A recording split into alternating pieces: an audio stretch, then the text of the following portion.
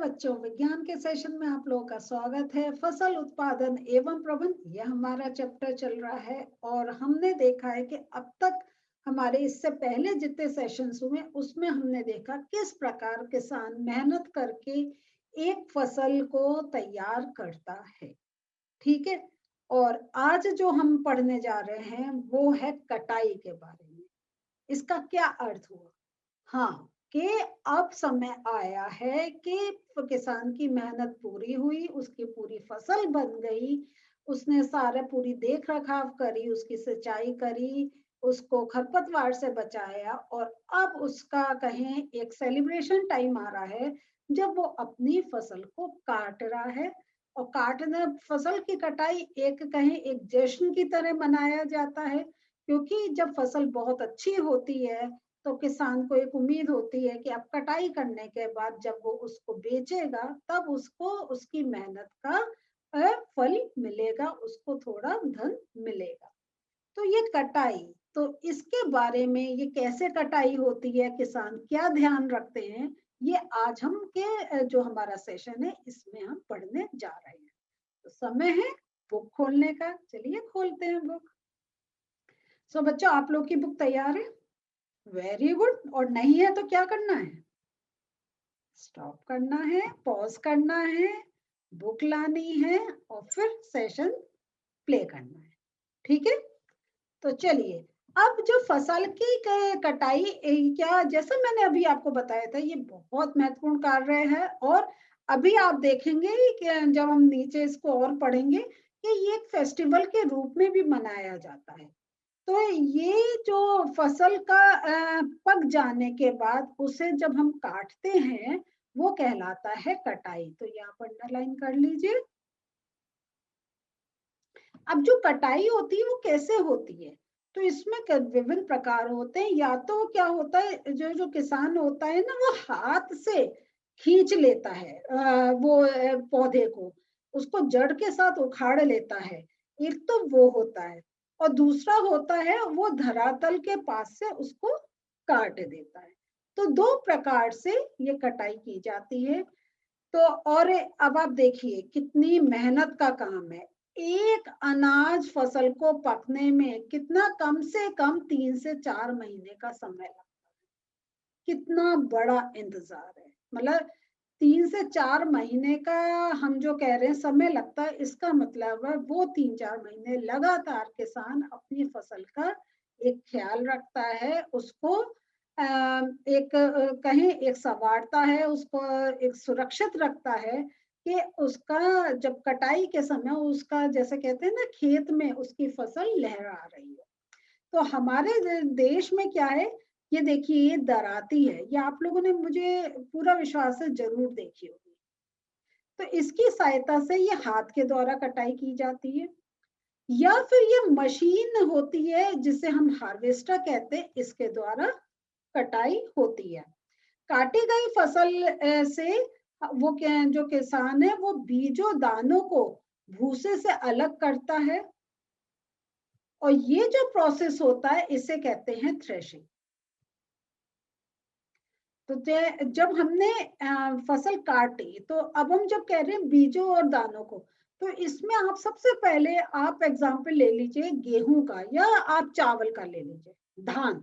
हिंदी अगर हम वैसे धान कहते हैं, फिर धान में से वो ब्राउन कवर का होता है, फिर वो जब ब्राउन कवर हटाते हैं तब तो हम उसमें से चावल मिलता है।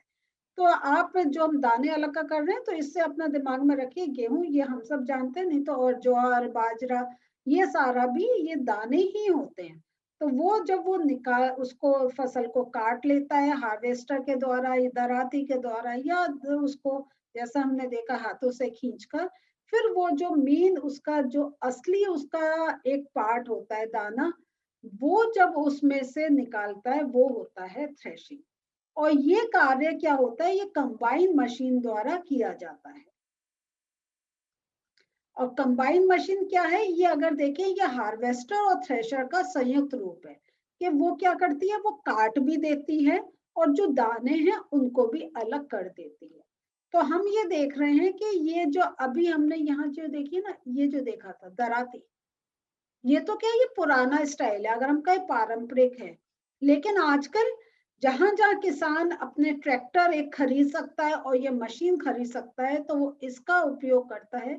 जैसे उसको एक कहें, उसका जो एक जो फिजिकल वर्क है, जो अपनी एक शारीरिक इतना ज्यादा कार्य करना पड़ता है, उससे उसको थोड़ा आराम मिलता है और कम समय में उसका ज्यादा काम हो भी जाता है। अब जो छोटे खेत वाले होते हैं, वो किसान अनाज के दोनों को क्या करते हैं, ये फटक कर विनोइंग करके अलग करते हैं। ये जो दाने हैं, तो जो वो जैसा मैंने कहा था, पुराने समय में या जो किसान अभी उसके पास पैसे की कमी है कुछ है, तो वो हाथों से फटक कर वो जो दाने हैं उनको अलग करता है। दाने मीन्स वही गेहूं का, आप अपने दिमाग में एग्जाम्पल सोच लें कि हमारा क्या होता है, धान होता है ना, धान की बाल होती है, आपने देखी होगी, नहीं तो आप उसको अपना सर्च करके देख भी सकते हैं। तो वो जो बालें होती हैं, बालों में से वो एक एक दाना गेहूं का अलग करा जाता है। तो वो भी एक प्रोसेस होता है। तो और ये हम पहले भी क्लासेस में पढ़ चुके हैं। तो ये विनोइंग फटकने वाली ये मशीन भी है, और हमने ये भी देखा था कि हम वो एक किसी बड़ी चीज में रखकर हवा के झोंके में हम ऐसे करते हैं कि वो उसके जो फूसी होती है वो अलग हो जाती है, और भारी दाना वो एक जगह इकट्ठा हो जाता है। तो ये है। तो हम इस प्रकार कटाई का हम देख रहे हैं। लेकिन उससे हम आगे बढ़े तो इससे पहले ये देखते हैं कि जैसे इसमें लिखा, कटाई के बाद कभी कभी तने के टुकड़े खेत में ही रह जाते हैं, जिन्हें किसान जला देता है। पहले और इस कारण ये जो टुकड़े बच जाते हैं जलाना, तो ये आजकल का अगर हम देखें तो ये पॉल्यूशन का भी कारण बनता चला जा रहा है। तो इसलिए हम कोशिश ये करनी चाहिए कि उसको हम एक जलाएं नहीं, और इसको और किसी रूप में अगर हम यूज कर सकते हैं, जैसे पशु के चारे के रूप में या किसी और रूप में, तो कोशिश ये करनी चाहिए कि वो हमें करना चाहिए। क्योंकि जब हम वो एक जो उसका बचा हुआ अवशेष होता है, जो मेन फसल के जो हमने दाने इकट्ठा कर लिए, फिर जो अवशेष बचा होता है, तो वो जलाने से एक बहुत ज्यादा प्रदूषण का एक कारण बनता चला जा रहा है। तो जैसा मैंने आपको पहले भी बताया था कि कटाई जो है ये एक पर्व की तरह, एक फेस्टिवल के रूप में मनाई जाती है। और इसमें आप जो देखेंगे तो हर स्टेट में एक अलग नाम से वो त्योहार आते हैं, जिसमें वो हम वैसे तो कहें तो एक त्योहारों का नाम लेते हैं, पोंगल है, डिफरेंट वो है। लेकिन असली कारण यह होता है कि वो समय होता है कि फसल काटने का समय होता है। तो यहाँ पे आप देख लिए तो ये देखिए कि भारत के सभी भागों में कटाई एक बहुत हर्षोल्लास और बहुत खुशी से मनाया जाता है। और यहाँ देख रहे हैं, ये आ गए आपके पर्व, जैसा मैंने अभी नाम लिया था, पोंगल, बैसाखी, होली, दिवाली, ये आपके डिफरेंट जो आ रहे हैं, ये सारे मार्क कर लीजिए। ये सारे, ये हम तो होली एक कहते हैं रंगों का त्योहार, लेकिन ये फसल कटने का भी टाइम होता है, इस समय गन्ना कटता है। और बहुत सी जगह होली में हम क्या करते हैं, गन्ने को लेकर ही पूजते हैं, है ना। बैसाखी है, पोंगल है, पोंगल साउथ का में वो आ जाता है। तो यहाँ पे इस प्रकार ये एक, आप सोचे कि कितना एक खुशी वाला माहौल होता होगा कि वो भारत में एक पर्व की तरह, एक त्योहार की तरह मनाया जाता है। तो अब बच्चों समय है, थोड़े से मैं जो आज हमने पढ़ा उसके नोट्स दिखा दूं। तो कुछ चीज हमने मार्क करी है, लेकिन कुछ आप नोट्स से भी अपने कॉपी में नोट कर सकते हैं। तो कटाई के तरीके क्या हैं, पौधों को खींचकर उखाड़ लेते हैं, अथवा दराती की सहायता से हाथ द्वारा कटाई। हार्वेस्टर नामक मशीन का भी उपयोग कटाई में किया जाता है। तो ये कटाई के तरीके आ गए जो अभी हमने देखे थे। थ्रेशिंग का क्या अर्थ हुआ कि काटी गई फसल से बीजों दानों को भूसे से अलग करने की क्रिया को हम थ्रेशिंग कहते हैं। और ये बहुत इंपॉर्टेंट है, इसको याद कर लीजिएगा। और ये कार्य कंबाइन मशीन कम, और ये अभी मैं पढ़ रही हूँ, फिर आपको बताती हूँ जरा।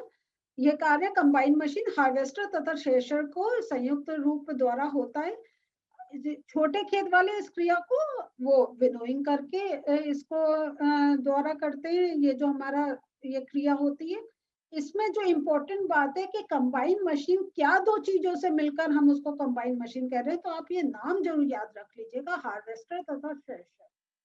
हार्वेस्टर जो काट रहा है और थ्रेशर मीन जो दानों को, जो मेन बीज हैं जो हमारे काम के हैं, उनको मेन जो एक पौध है उससे अलग करना।